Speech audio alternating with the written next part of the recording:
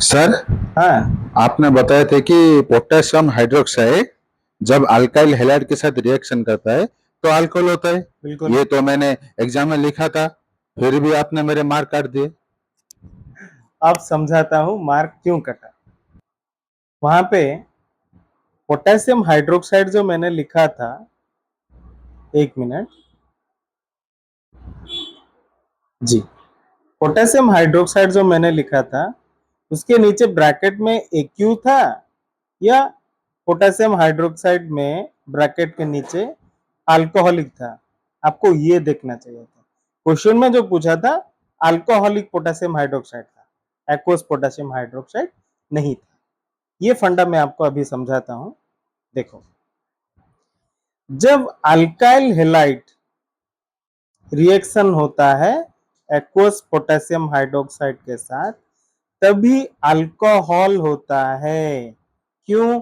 Aqueous medium में potassium hydroxide जब बनता है तो K plus and OH minus बनता है।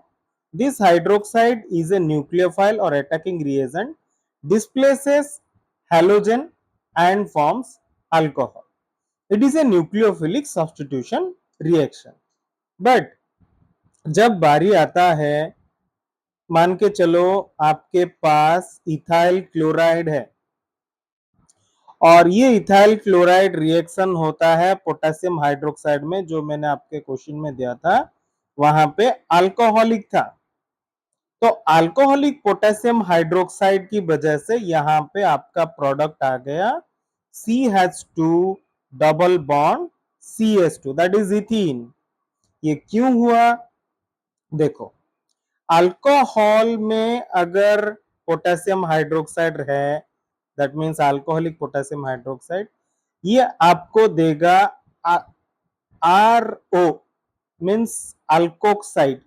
दिस अल्कोक्साइड में क्या है कि बेस इफेक्ट ज्यादा बढ़ जाता है, जो कि बीटा पोजीशन में से, अभी देखो CH3 CH2 Cl है, तो ये अगर फंक्शनल ग्रुप है तो ये अल्फा कार्बन और ये बीटा कार्बन है।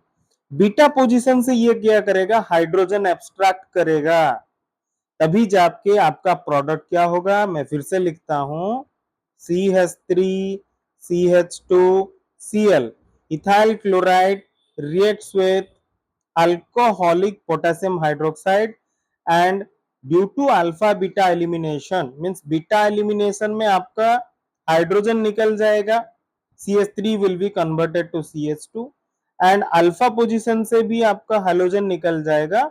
ये डिहाइड्रो हाइड्रोजनेशन रिएक्शन होके अल्कीन होगा। बाई प्रोडक्ट्स भी आपका होगा potassium chloride and water, and it forms alkyne. So always remember, alkyl halide से, अल्काइल हैलाइड के साथ अगर अल्कोहलिक पोटेशियम हाइड्रोक्साइड है तो फॉर्मेशन होता है alkyne, that is elimination reaction. पर अल्काइल हैलाइड के साथ एक्वस पोटेशियम हाइड्रोक्साइड है तो तभी बनता है अल्कोहल। ये बेसिक डिफरेंस है। ज्यादातर क्वेश्चन यही पूछता है एग्जाम में, तो आपको गौर करना क्या है, तो पोटेशियम हाइड्रोक्साइड जो कि अल्कली है वो कौन सा मीडियम है, एक्वस मीडियम में है कि अल्कोहलिक मीडियम में है, ये आपको देखना है।